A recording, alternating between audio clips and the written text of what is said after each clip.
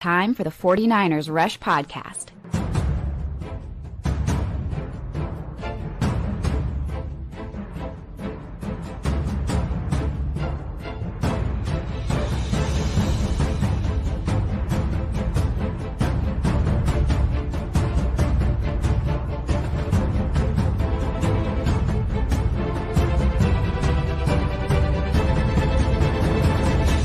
And here's your host, John Chapman.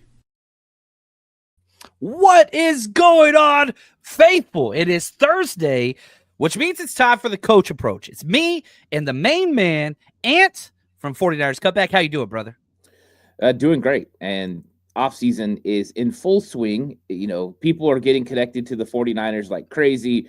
And then I watch a Myles Garrett interview with Mina Kimes, and he's talking about how he needs to be in a 4-3, and he's starting describing all this stuff. You got Fred Warner saying, oh, yeah, we want him on the team. I'm just right now, it's one of those times where you're just excited. You don't know what anything is going to happen. It's all a complete crapshoot, but it's exciting. And thank goodness we need it, especially this week. Yeah, I'm with you big time there. And it's just fun, you know, whenever you get these rumors swirling around and it's just like, come on, man. Yeah, George Kittle said, hey, I promise you we'll be good friends and all this kind of stuff. Like, yeah. Let's just get it going. Let's get it going. So today it's the 49ers. You make the call. I came up with two topics that I kind of like that I want to ask Ant. And Ant came up with a couple topics that he's going to ask me. And we're just going to bounce this around. We're going to be talking draft. We're going to be talking free agency. We're going to be talking players currently on the roster. We're going to be going all over the place. And we're not just talking first round picks, even though we'll dive into that. It's going to be fun. And I do have to say, I got to start the show off right. The reason why we didn't have a show last week is 100% on my fault. And really, if we're going to be honest, every time we don't have a coach approach on Thursday, 99.9% of the time, it's John Chapman's fault. So I just want to say my bad, everybody. That's on me. That's on me. Hopefully we make that up to you today on this show. So here we go. Let's start talk with George Kittle. You referenced kind of, you know, the conversation that was going on with Mina Kimes. I mean, there's just been so much. Super Bowl row is off the charts. But whenever he was talking with Kay Adams, George Kittle said his people, his agent, and the 49ers are currently in the works working on an extension. Man, talk about good offseason vibes. How do you feel about this? Extending George Kittle even more years. He signed through one more. But, man, after what he did last year, he's still the best tight end in the game. What are your thoughts there, Ant? Yeah, I think he's still playing at such a high level that it makes sense. His body hasn't broken down. He's still been able to play. He doesn't play 17-game seasons, but he does play usually, 13 to 15 around there. And when he plays, he's an all-pro player. And so having him as a staple on your football team, you have to have it. Number one, there's nobody in the league at tight end that blocks like him that can also catch and play receiver the way that he does. He's a unicorn. And so you have to have him in this offense. And he's proven that he's still going to play at a high level, probably for the next 3 or 4 years. It also helps the 49ers with an extension, freeing up more cap space, so that way they can go make moves and go make things happen. And I think this is just one of the dominoes that's going to happen this offseason. They still got to address Brock Purdy. They probably are going to address Fred Warner's contract as well. And when all's said and done, they might have about $70 million in cap space that they're going to be able to use or roll over like they like to do. So they are definitely in the mix to go in big on 2025, and George Kittle is a big reason why, but they need his production, especially early in the season when it's likely that Brandon Ayuk might not be ready. So I think this is a smart move by the 49ers. Man, one of my favorite things, if you've ever been in the 49ers locker room, they have a wall, and it's the Decade 49ers wall. Players that have been on the team for 10 plus years. And these are kind of the guys that represent what it means most to be a 49ers player. And George Kittle's not signed through his 10th year. So without this, extension, George Kittle ain't going to be a 10-year Niner. Are you kidding me? Like, that's stupid. And currently Fred Warner, guess what? He's signed through the 2026 season, but that would be his 9th year. He's not scheduled to be a decade Niner. And those things just do not sit right with me. There's only one player that is currently signed through his 10-year 49ers whatever. Do you know who that is, Ant? Do you have a guess who it is? There's only one player. I'm gonna go with, is it Ooh. I'm in my head, it's automatically going Trent Williams. No, not Trent Williams. Nick Ooh, Bosa, who signed okay. through 2028, which would be his 10th year. So there is only currently one player under contract through their 10th year. Now, the last guys, and shout out to Juice Touchdown Guy, who's the listener of the show, Vernon Davis, even though he got traded in the middle of his 10th season, that still counts. Frank Gore, Joe Staley. Those are the last three, which I'm like, yeah, those are decade 49ers players. Now it's time for the new fold. I want Kittle. I want Warner and Bosa. That's cool too. You know, I love Bosa. Everybody loves Bosa. He's such a damn good player. I am curious if he could return to that dominant season that we saw in 20 was 2021, right? Yeah, I think that's whenever he got it. Was it 2022 or 2021 when it 2022, I believe. Oh, there you go. You nailed it. 2022, 18 and a half sacks. But even in 2021, 15 and a half sacks. The past 2 years definitely have not been – he's still great, but, yeah, we got to get back to that 2021, 2022 Nick Bosa, which would be awesome. Now, let's appreciate all the hashtag CCs. Everybody's saying what's up to Ant. Yeah, he's the best, man. Juice is not signed through 10 years. Right. This is the last year of his contract, and he took that pay cut. He came over with the 2017 group, but I don't know if Juice is going to make it. I wish that he would, but I don't know. They already asked him to take a pay cut last year. They could make him take another one this year. Yeah, we'll have to see there. What's up, man? Eric Oakes, I like this. Good afternoon, man. 2 of my 3 favorite 49ers informationalists. Also throwing in Wayne. Wayne's the best. So, first question. Here we go. Let's talk about free agency. So, my question to you, Wayne, can you give me 2 to 3 positions? If you want to throw in names, cool. What are 2 or 3 positions you want addressed in free agency? You want a veteran kind of approach there instead of the young bucks, instead of the draft. And it doesn't mean that if you name a position, don't draft that. But you're just like, man, I need experience. I need somebody that knows what they're doing. And at these positions, what are some of the ones that come to mind? I think number one has to be center. I think we've seen the 49ers address center when it comes to free agency a couple of times. Weston Richburg, also with Alex Mack. And both of those times, yeah, it didn't work out. Mack retired a little bit earlier than I think they were hoping he would. And with Weston Richburg, it was injuries. But that's a position the 49ers have proven that they need not only a veteran, but one of the positions they'll actually invest in. So I think that this is one they need to hit this season. They need to upgrade from Jake Brendel.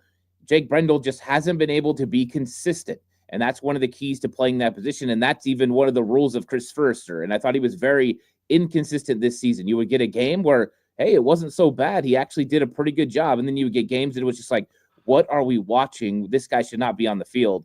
And I think that's one of the problems. So Drew Dahlman, getting somebody like that, a Ryan Kelly, getting somebody in that could That's be a who I veteran. want. That everybody keeps talking Drew Dahlman, and I get it. I understand. I think he's awesome. But Ryan Kelly is the premium free agent center. I don't think they're going to – there's a chance neither one of them get let go. But, man, I love Ryan Kelly. I've always loved Ryan Kelly coming out of Alabama. And I hate almost all Alabama players. But I was like, this center, I freaking love that dude. So, yeah, I'm with you at that position.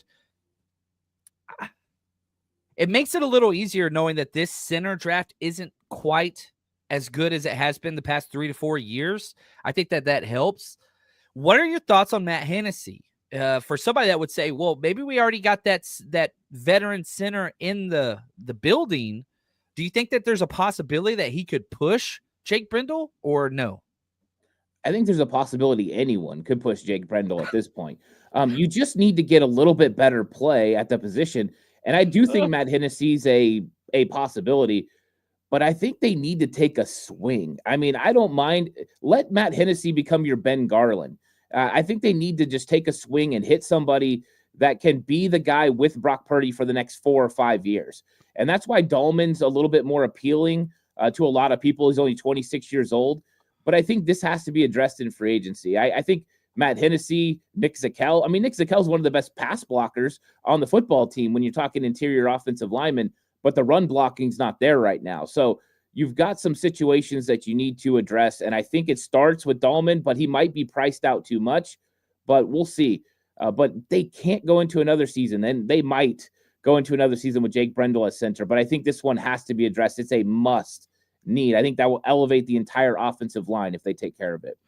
Man, turning weaknesses into strengths. It's just what I believe in. It's what I want to see. So you named center. Any other positions that jump out that you want a veteran free agent added, as opposed to just a draft pick? Yeah, I think tight end. I think they need to get a veteran tight end. I know they're going to draft a tight end as well. I think this is one of those positions you double up. You get someone in free agency, you get someone in the draft, but they have just struck out when it comes to tight end. Eric Saubert, that's not it. Jake Tunges, he didn't barely get on the field all season. That's not it. It's not Braden Willis. We tried that. It didn't work. So they've got to hit on somebody that's a veteran. A couple of guys that I like, because I want to get a blocking tight end, somebody that could come in and give production the way Charlie Warner did. That's when the run game really went well, is when Charlie Warner was here. Now, Charlie Warner type players are not easy to come by, but there's a couple of guys that block pretty well. I think it starts with blocking with Mo Alley Cox. He's an older guy, but a guy you could bring in that can block, that can make the occasional catch. He's a better receiving threat than Charlie Warner ever was. So I like him. Big body, 6'6", 260 pounds. He's a huge guy.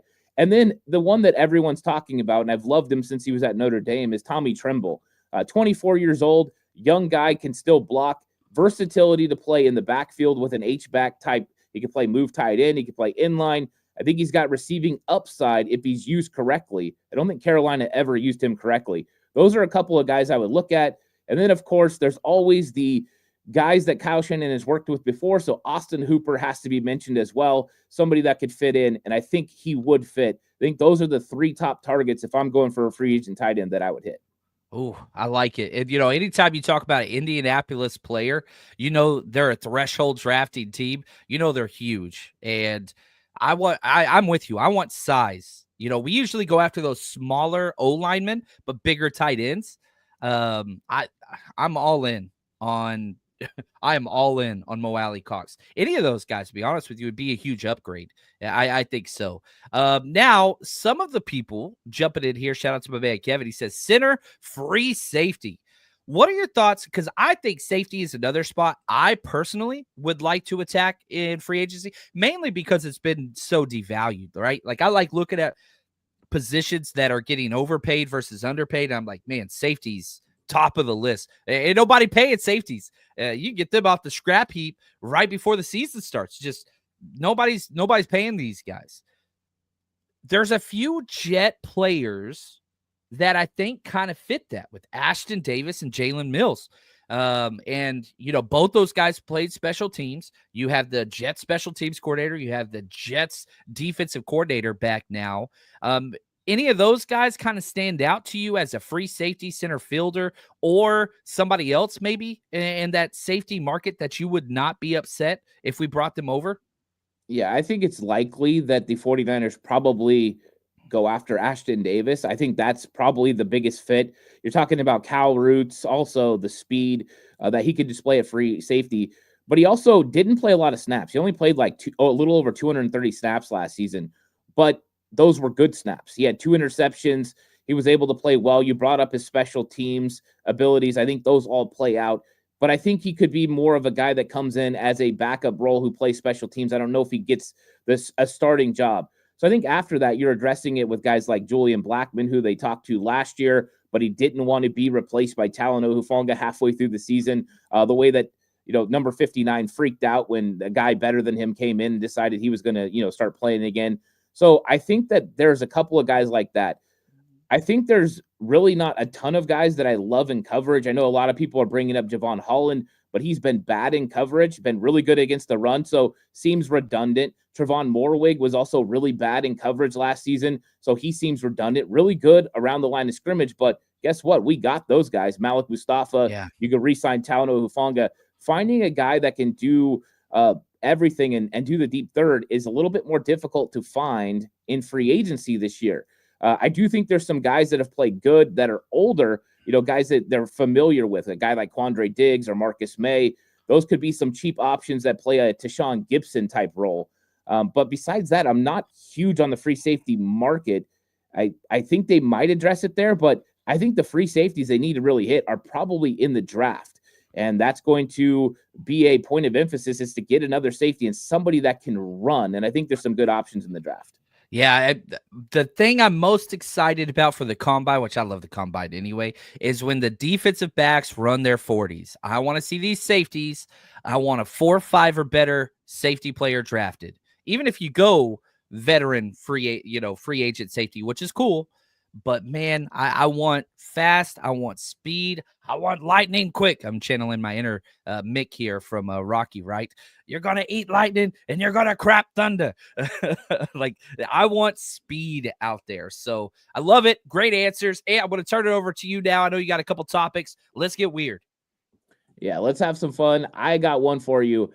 I want a couple of guys from rounds 3 and 5 in the draft that the 49ers should target. Everyone's talking 11, everyone's talking 43. No one's talking 75 and 99 or even beyond that. Who's a couple of guys that you see the 49ers could target in later rounds?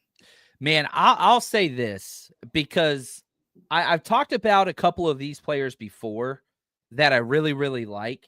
And so if I'm going to look at defensive line, which I think is probably the biggest need in this draft, I'm going to go a guy from Miami, Simeon Barrow Jr., who I'm really, really excited about. I really, really like his tape. And whenever I look at just kind of what the 49ers do, every single time I look at it, I'm just like, dude, this guy kind of fits every single thing that the Niners like: experience, versatility, burst, run defender. If you can't play against the run, you're not on my board. I'm still going to do an evaluation. But Simeon Barrow Jr., Miami, 6'3", 291. He fits that ideal prototype.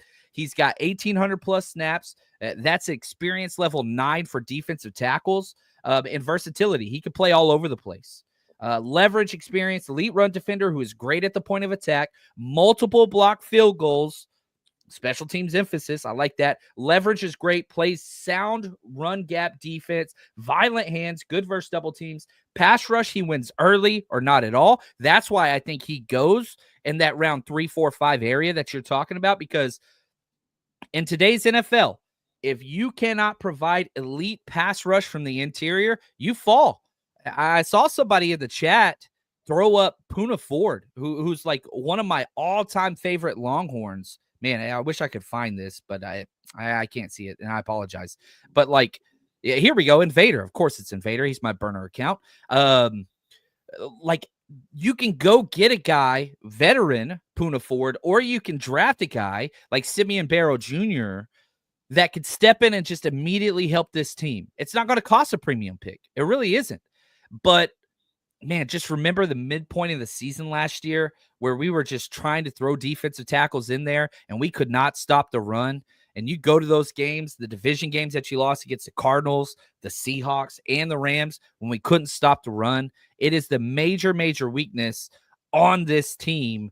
That's one of those guys. I know everybody's going to talk about first round, second round, but if you told me we got Simeon Barrow Jr. in the 4th round, I'm ecstatic, because that's somebody that's going to make your team better, force teams in 3rd and long. I'd take him over Kalia Davis right now. And so that's one of the guys. Any thoughts on Simeon Barrow Jr. that you want to share, or have you looked into him yet? I know it's so funny. We were talking before the show, like, it's hard to know something about all these guys, and especially somebody that's like doing multiple hours of work a day. I'm still like, you guys throw out in the chat, y'all throw out a name, and I'm like, how have I missed this guy? But yeah, any thoughts on defensive tackle, what the 49ers are kind of looking for there? Yeah, I think he fits the bill. This is one guy that I actually have looked at. And when you're talking about, like you saw, all the measurables, the first step, the get off, the aggressiveness, it all fits. He's a penetrator. He's a disruptor. Those are the type of players the 49ers obviously go for. And it's interesting because I've seen so many people talking about run stoppers, and they want to get these big physical defensive tackles.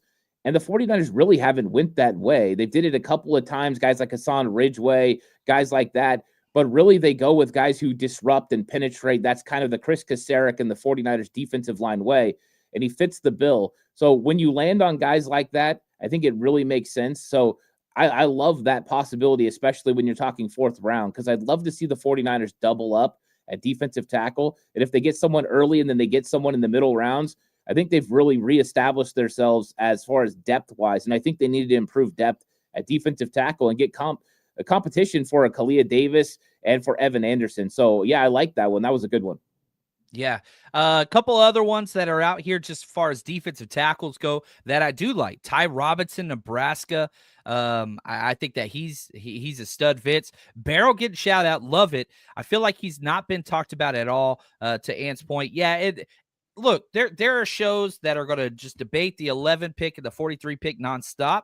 We want to dig a little bit deeper. We want to expose a couple names that are going out there. Yeah, Walter Nolan, Kenneth Grant, would love those guys. JJ Pegues, love Pegues. He's a stud. Again, another Ty Robinson, Howard Cross, good one. Like there's a lot of quality. This defensive tackle draft, great. And you love it when your need matches a class. And I'm thankful the 49ers don't need a quarterback because this ain't it. And I'm thankful the 49ers do need defensive linemen because this is it. Yeah, you're going to be able to get your choice there. Right here, Mike, how many quality defensive tackles have you found in the draft? Man, a plethora. Could I say that word? Could it be a guap? There's a lot. I don't have an exact number. I am still digging. I'm still adding names, which is not healthy at this point in the draft process. But we just got to keep going. Now, another guy. I'm sticking on defense. I'm doing all defense on guys that the defense is an issue. Linebacker out of Oregon, Jeffrey Bossa. We got a Bosa. Let's get a Bossa. Again, I think that he goes late, day 3 guy, kind of that round 4, 5, 6, because he's undersized, 6'1", 266. We have the official measurements now from the Senior Bowl. I really, really like his tape. I liked his tape way more than I liked his weigh-in. Speed, physicality, but small. And so because he doesn't have the height, he doesn't have the weight, can he add more? I don't know. He's a converted safety. But you're talking about a coverage linebacker, which the 49ers, that's been an Achilles heel ever since Drake Greenlaw got hurt. We can't get anybody to cover out there. Even D. Winters, who's a solid coverage guy, he was getting toasted out there. But I think that Jeffrey Bossa out of Oregon, solid blitzer, can do it all. The only negatives on him, it's not tape, it's not production, it's not stats, it's just size. And so because of that, I think he falls, but you're getting a better player than you are a prospect. And that's what day 3 is all about. I just think that this is a guy that can kind of do it all. His missed tackle rate's incredible, under 10%. Coverage grades over 70%. A linebacker that can kind of just do everything. Experience level 9. He was the dot guy. He called the defense, quarterback of the defense. Versatility, I don't think he'd go back to safety. I don't think he'd do slot. He is a number 2, number 3 linebacker only at the next level. And with the kind of importance at coverage continuing to be more and more paramount, Jeffrey Bossa is a guy that I would love in the 4th or 5th round. I'm glad you brought him up. Jeffrey Bossa has been one of my fun watches. I enjoy him. I think that he has a really good instinct for finding the ball. He's able to find his open windows, get downhill, and he's able to evade blockers. It's not always with physicality, but he's also able to dip underneath. But he's got good work as far as shedding blocks as well. For an undersized guy, he does a good job. He uses his leverage. I like him a lot. I think this is a 49ers type guy. We don't care about measurables. We care about good football players, and he's a good football player. So let everyone else care about measurables. When we get to the middle rounds, we'll strike on good players. I think Jeffrey Bossa would be a great addition to a linebacker room that really needs to be addressed. The cupboard's pretty bare, and I think that he's got the versatility the 49ers look for. A guy, like you said, like D. Winters, which is way different from Tatum Bethune, who they're hoping they can develop into a guy that can cover, but right now hasn't been able to show it. Bossa, more of a dual threat at linebacker. So I love that one. He's been one of my favorite watches that I've had at linebacker so far, trying to find middle round linebackers the 49ers could grab because they do need to upgrade that position. Yeah, I like that. So Trey right here, we've got a little bit of a lag going on in the. It's not letting me highlight the comments. I'm clicking on them. It's just not bringing them over. Right here, Trey Hall, my man. Do we think Dre Greenlaw is coming back? Because I think that this affects all of it. Is Dre Greenlaw going to be a guy that comes back? In your opinion, what do you think? I think so now. I think you get Nick Bosa coming out and saying Robert Saleh is very adamant that Dre Greenlaw is going to be back. I think John Lynch and Kyle Shanahan feel the same way. And then you hear Fred Warner make the comments about he's better with Dre and how Dre affects him. I think that they can make this happen. I think part of the reason they make it happen, Dre's market's not going to be as big as if he would have been coming off that season he had the year before. But this one, he's coming off injury, and then he couldn't stay right. I think that will make teams a little reluctant to give him a long-term contract or big-time money, so it could be more affordable. I do think the 49ers will still pay a little bit more than what's projected right now. I think it comes in around 1 year, $10 million, or 2 years, 20, and then they figure out how to, spread the money out. But I think he comes back. Yeah, I think he comes back, and I think he eventually, goes out and wants to hit free agency again, and maybe the 49ers can decide something different with a different type of salary cap. But I do think they get him back at least for 2025, and I'm hoping longer than that. Yeah, I like that. I hope we get him back. And again, you spread that money around, you keep this guy here. And even if you do draft like a Bossa or you bring in a free agent, Dre Greenlaw is the cream of the crop. He is exactly what you want. Gosh, bring him back. A lot of other linebacker names. Oscar, A+. Carson Swessinger. I've been doing work on him this morning out at UCLA. I like him a lot.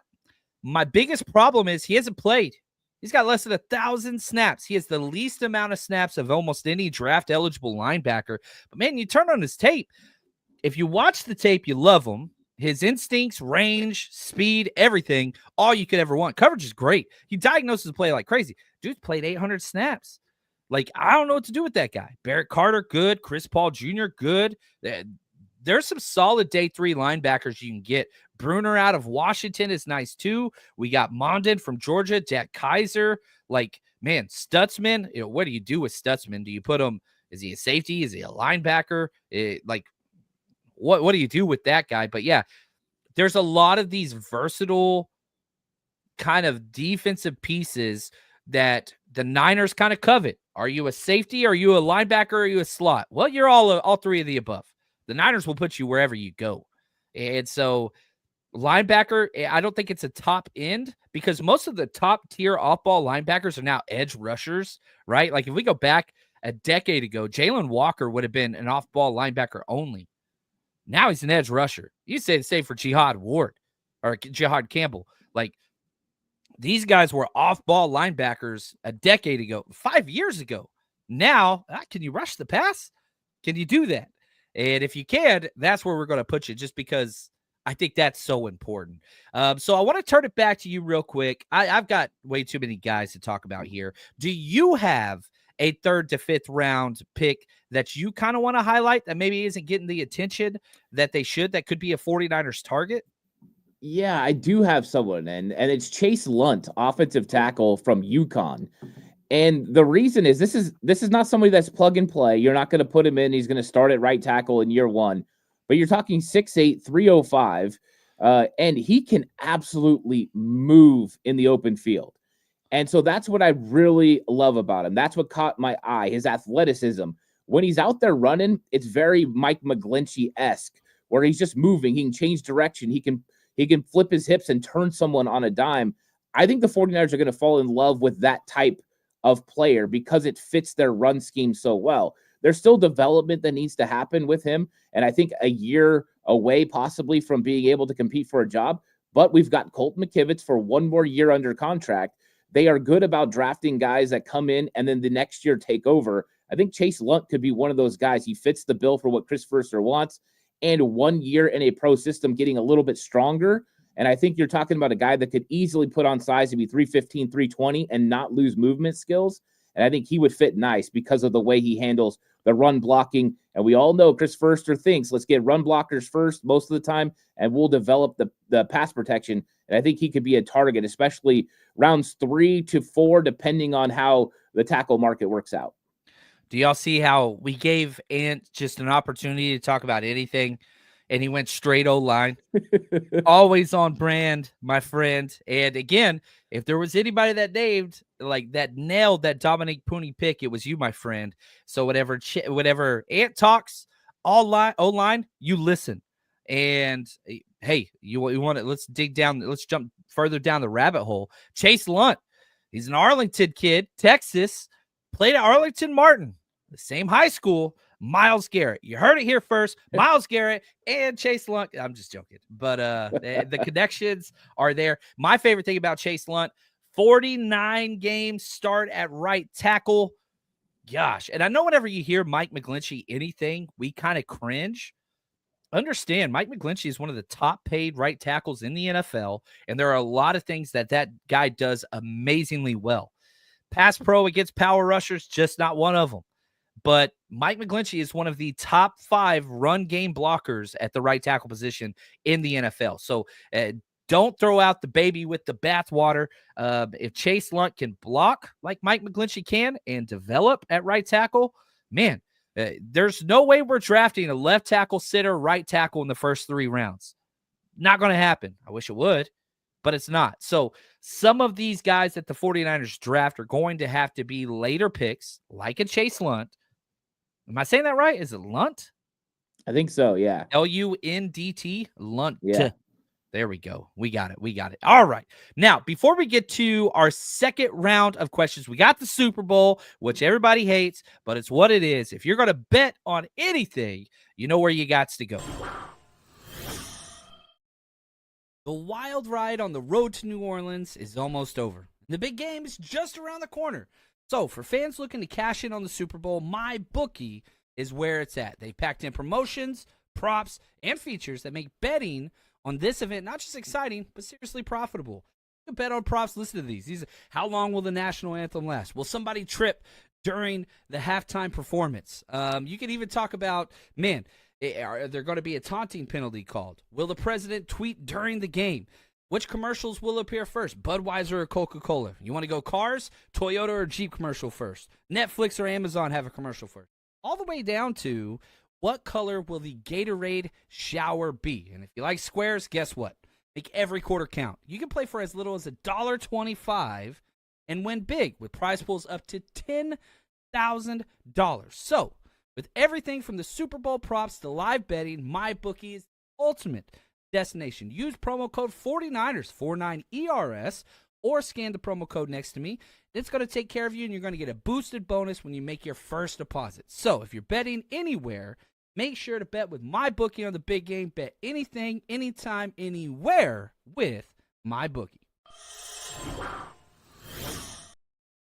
Oh, I want to say shout out to Kyle Kaiser. I didn't see this. I don't know if it's in my notes, but Kyle, you're the man. He nailed the Lunt is from Martin High School. I freaking love it. You guys are the best. Shout out to my main man, Rusty. He says with the number of guys that didn't show Niner values at the end of the season, we might need more played now draft picks. I'm cool with that. We played a lot of rookies last year. And Ant, I'm going to put you on the GM pedestal here with my man Soul. You pick up the phone. Cleveland's on the other end. They say we want Leonard Floyd, our first and third next year, not this year, for Myles Garrett. What do you say? Yes or no? You taking it? You leaving it? Leonard Floyd, first and third next year. 100%.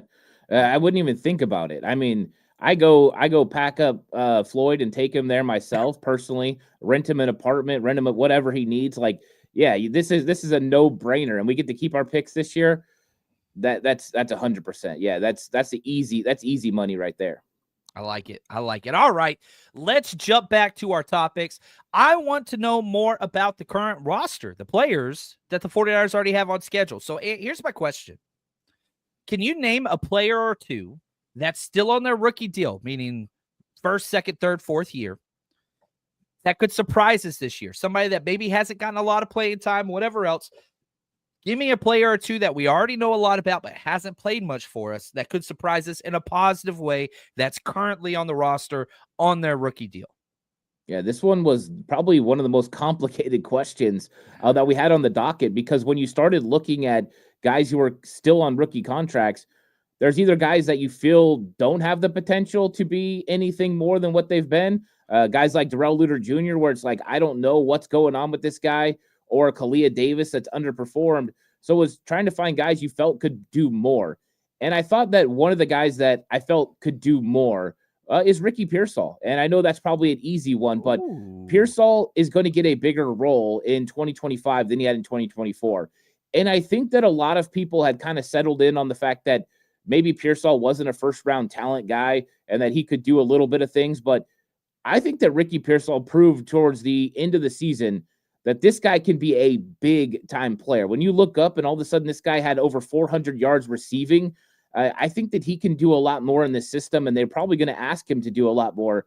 I think Ricky Pearsall could have a huge season where we're starting to talk about, hey, this guy is one of the top wide receivers on the 49ers team. That's how impactful I think he could be. The way he carries himself, he's already a veteran when it comes to the way he carries himself. Now he just has to get the mental and also the work. Now he's going to have a full offseason. I think Ricky Pearsall, sky is the limit for him, especially this season. I was not expecting that. I didn't know his answer. So here's my question. Okay. You have 4 wide receivers that are, man, we only play, 2 wide receiver, 3 wide receiver sets. So assuming Ayuk comes back, assuming Debo doesn't get traded, that contract's not very tradable, and Juwan Jennings, who's the best wide receiver of the bunch, do you see that Debo and Pearsall kind of continue to share that flanker slot role? Like, and I know you didn't dive into all this, and so I apologize, but the gerbil in my head is running as fast as it can. It needs an inhaler, but I'm just like, man, where does Ricky Pearsall play next year? Is it just that Debo slot role that like, I don't know. How are you seeing this play out with the snap rate and wide receivers like share? What do you envision there? Yeah, I think part of the thing that I'm thinking of is I don't know what Brandon Ayuk's going to look like early. But Brandon Ayuk is normally the Iron Man, gets so many snaps, where I think that Juwan Jennings is going to have to play some X, and Debo is probably going to want to keep his snaps low, especially early in the season. I think this is a smart way to go as you're getting guys who are a little bit aging in their production in the NFL, time in the NFL. You got to get guys that can rotate. I think Ricky Pearsall is going to take a little bit of snaps away from Jennings. I think he's going to take a little bit of snaps away from Debo. But in the grand scheme, it's going to keep them both more healthy. Last year, Juwan Jennings missed games because of injury. Debo always has moments where he's down and a little bit out. And then you've got to bridge the gap for Brandon Ayuk whenever he comes back, or at least works back in. I think that's where Pearsall kind of makes his money and makes some big-time plays for this team. And I think once he gets going, Kyle's going to find ways to get him on the field. And so I think that's part of the reason why I think Debo snaps go down, Juwan Jennings snaps go down a little bit, and Ricky Pearsall snaps go up to kind of meet them a little bit as they get more of a shared snap count. I would love that. And this question from Eric Oakes. All right, we're going to put your feet to the fire, Ant. Ricky Pearsall, over under 1,000. Let's do total yards, because I would probably put the over under at about 770. But over under total yards, his reverses, hands off, all that stuff, 1,000 yards this season. What do you say? I still say it's under. I think you have too many playmakers that are going to get the ball. Christian McCaffrey will be back in the lineup. He's going to get the ball a lot. George Kittle, you're just going to pay him. He's going to get the ball a lot. So I don't think he's going to get that, but I think we could see Ricky Pearsall get, 650, somewhere around there. That's just receiving yards. That's a potential for him to get, depending on when Ayuk comes back. And I look for him to make more plays. He's proven he can make catches over the middle. He's got yards after the catch ability.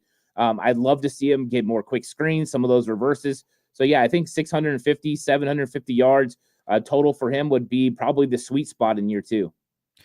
Yeah, and, Kyle right here, I know we're talking this year, but I don't think Debo gets traded because of the contract. You look at that contract, it was Debo's agent set it up. I don't want to be traded. I want to dictate where I want to go. I don't think that he does get traded. Juwan Jennings, who I love the most, but man, both are in the last year of their deals. And so Kyle's comment here, if you're looking 2026 beyond, he says Ayuk needs to transform into a true wide receiver 1. I think Ayuk has been that for 2 years out of his career. Pearsall, wide receiver 2. Jennings stays wide receiver 3.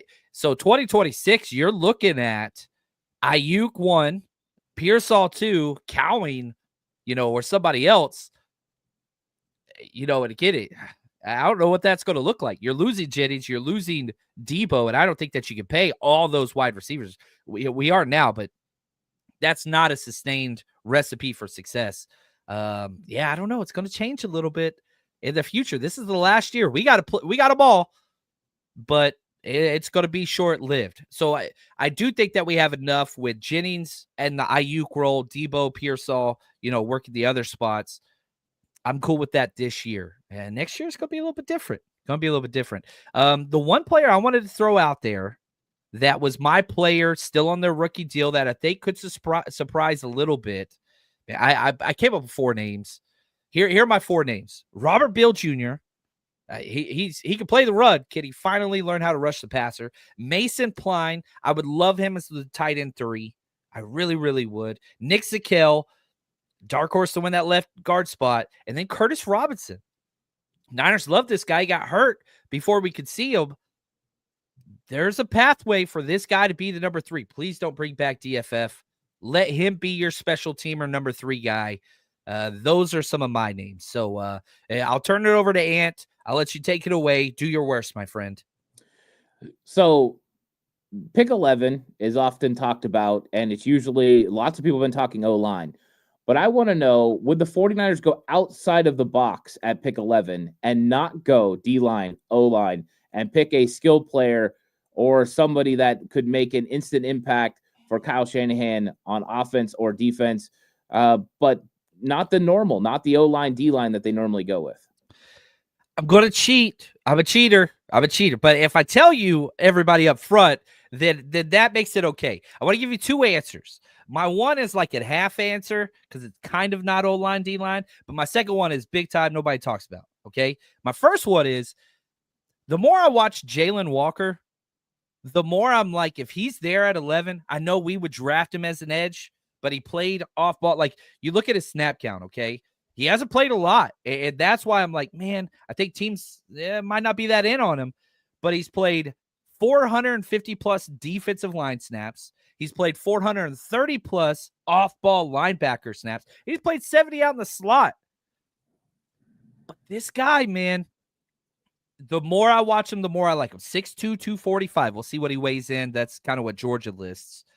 Playmaking, length, versatility, best blitzing off-ball linebacker. He's that Micah Parsons type guy. He's not Micah Parsons, that's all I'm saying, but he's that type where you could move him around. If you don't bring back Jake Greenlaw, guess what? We're going to make you be our number 2 linebacker. On pass rushing downs, we're going to make you blitz off the edge. Like, the opportunities with him are just incredible. The speed, the power that he brings off the edge, just an elite player that I absolutely, absolutely love. So that was my number 1. Do you have any thoughts on Jalen Walker and what that would look like at 11? Oh, I love it because you've got versatility. You've got explosiveness. You've got a player that can make plays off the edge, but has versatility, like you said, to play off-ball linebacker. I think that's huge.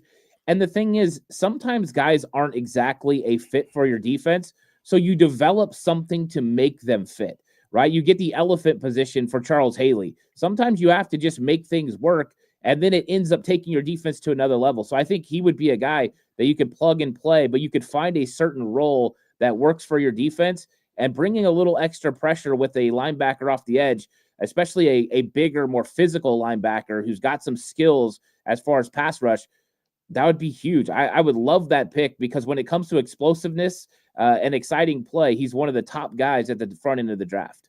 Yeah, and again, the premise is if we don't go O-line, D-line, that's the question here because Kyle Shanahan shocks us all the time.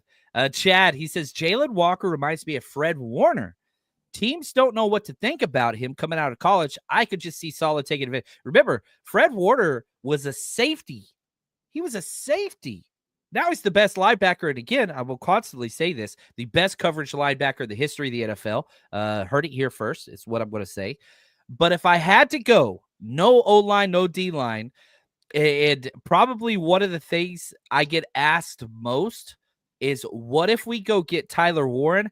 Not so fast, my friend. I'm going tight end, but not the tight end you're talking about. I'm going Colston Loveland, who I think is the best receiving. I think he's a better receiving tight end than Tyler Warren is. This guy best routes of any of the tight ends, best hands, most pro ready, starter day one. Yes, he played at Michigan. I understand. Everybody don't want Michigan guys because of Jake Moody and that other guy that can't catch anything. I'm telling you right now, Colston Loveland is just the most pro ready guy that you could just plug and play at a position like tight end. That is the most difficult transition to make, college to NFL. This guy, I just have no qualms about. Like, I see him and I'm just like, again, would I make this pick? No. But could I see the 49ers understanding his value? 100%. This guy could do it all. You put him out there in the slot. You put him in line. He just does everything. I love this guy. And I know everybody likes what they've seen recently in Tyler Warren. I'm not trying to take anything away from him. But I would argue, I think more teams will have Colston Loveland as their tight end one over Tyler Warren. Am I crazy to say that? No, you're not. And it's interesting because all the way back in the season, my dad used to be a football coach, and so he will pick up on players and tell me to check them out. He picked out Colston Loveland way back in September and said, "Hey, you need to take a look at him." I did a tight end video the other day about free agency. My dad tells me, "Hey, you need to check out Colston Loveland." He loves Colston Loveland. I think that you're exactly right. This is a guy that is a superb player. He's a first-round talent all the way through. And I think that the things he can do in line and the things he can do in the receiving game are exactly what any team would want. I don't think he makes it out of the first round. I don't know if 11 would be too rich for the 49ers blood. I think he doesn't make it past 25. But this guy is exactly what you're looking for a tight end that's going to translate to the NFL game and be able to be a productive player for the next 10 years. And that's ultimately what you want. Now, Colston Loveland would probably be tight end too for the 49ers and play 30 to 35% of the snaps when they're in their 12 and 21 or 22 personnel, that kind of thing. But you have to decide if that's worth it. But I love that thinking because he is a more complete player than Tyler Warren. Warren's got something special when it comes to the way he creates in the open field. And I think that gets a lot of people's attention. But route running, attention to detail, everything like that, Colston Loveland's a better prospect. Yeah. And my thing is, like, why, whenever they asked Ricky Pearsall, why did they draft you? And he says, I was brought here to beat man coverage. You want to beat man coverage? Colston Loveland will eat it alive. You watch him and then out of his breaks at the top of his routes. It is, you can't stop it. So if you're going to put a safety on him and you want to play man coverage against the 49ers, you need man beaters. Colston Loveland's the best at it, the tight end, and this tight end in the draft. So those are my two answers. Did you have a curveball? I don't think I stole one of yours. I don't think. Did you have a curveball that the Niners could take at 11 if they didn't go O-line, D-line? Not really. Okay. I mean, I did think, there's one guy, if he slips, that I think Kyle Shanahan might not be able to help himself. And that's McMillan from Arizona. I think just the size, 6'5", well over 200 pounds. I mean, this dude's a playmaker. And I don't know if he falls out of the top 10 if Kyle Shanahan's like, you know what, guys, we might need to get that guy. So that's the only guy I can't trust Kyle around him at this point. I'm kind of like, Alan from Hangover. Don't even look at him. Don't look at me either. Like, just not, don't touch it. Don't do it. We did it again. We did it again. And I'll say this. I would be shocked because, one, the Niners always say this in their post-draft press conference. We saw him on tape when we were going through the previous player that we drafted for that school, right? So you drafted Jacob Cowing, and I'm guilty of this too. I'm going through Cowing tape, and I'm like, who the hell is that guy? I wasn't familiar with this game. And so I'm like, oh, Ted McMillan, what's up? I don't watch a lot of Arizona football. But I could see John Lynch doing his little side chuckle where he looks off camera like The Office. You know what I'm talking about? He's like, last year, Kyle and I were sitting there, we were talking about, and we're like, who's this guy? I could see him saying that. Now, I just talked about how next year you're going to be in trouble whenever you're just going to have Pierce on, you're just going to have Ayuk under contract. Now, the extension to George Kittle kind of makes it easier. But, man, if you follow that 49ers red shirt drafting philosophy, yeah, Tech McMillan, I don't want to do it. I don't want to do it, but I would be shocked. And I hope we're not here referencing when we're in the middle of the draft and we say, you remember that one time, Ant, where you said no more wide receivers. Just don't draft wide receivers. I'm not saying you can't draft any, but if I had it my way, I would not draft one wide receiver this year. You've got Ricky Pearsall. Agreed. You've got Jacob Cowan. Get a veteran in there at that 6 wide receiver spot. Let them develop. Yeah. Number 11, running back inbound. There's studs there at the running back position. But yeah, I'm just, I don't want to do it. I don't want to. But again, I wouldn't be shocked. Ant, this has been fun. Do you have anything else that you want to throw out that perhaps we missed or I skipped over your notes because I talked too much? I want to make sure we get all of the Ant greatness that is available. No, I think we hit on it. And, this is a fun time because we still have free agency and we still have the draft. Free agency is going to plug a lot of holes for the 49ers, and then they're going to kind of figure out the draft, and I think everything will get a little bit more clear. But I think that 11 is going to be interesting because of the type of talent. And I've seen in the comments, people are talking about James Pierce, and there's just so many good players in this draft that are going to be available at 11. And just so everyone's clear, I do not believe the 49ers are going to go away from defensive line. I think it's going to be an edge rusher or a defensive tackle, but it sure is fun to think about Kyle Shanahan getting another weapon. And it could all change. I mean, they might not even pick 11 if everyone gets their way and they get Myles Garrett. So this thing could all be completely changed in a heartbeat, and I think that's what's going to be fun. We won't know until probably March when the new league year starts. We'll get a really good idea, but this is going to be a fun time, and I'm excited about it. Oh, man, we're getting closer, and I just love the positivity that is happening. We got guys interviewing for jobs, so we could get an additional 3rd-round pick out there. Come on, Josh Williams. I want him to get promoted if he wants the job. I don't know why you'd want to go work in Jacksonville with that owner and that coach, but, whatever. Comp picks, let's go. Let's collect them all, and I hope this positivity, we're getting, Christian McCaffrey's dad saying he's supposed to be back to 100% next week. Let's just keep it going, man. Ant, you are absolutely incredible. And wherever you are watching, listening, we're about to wrap this show up, go type in 49ers Cutback. Wherever you watch or listen, hit subscribe, download, whatever. Support greatness because Ant is the best of the best. I just want to say thank you for your time. Appreciate you. That's going to do it for us today. And until hopefully next Thursday, we'll be back with the coach approach. But until then, stay strong, faithful.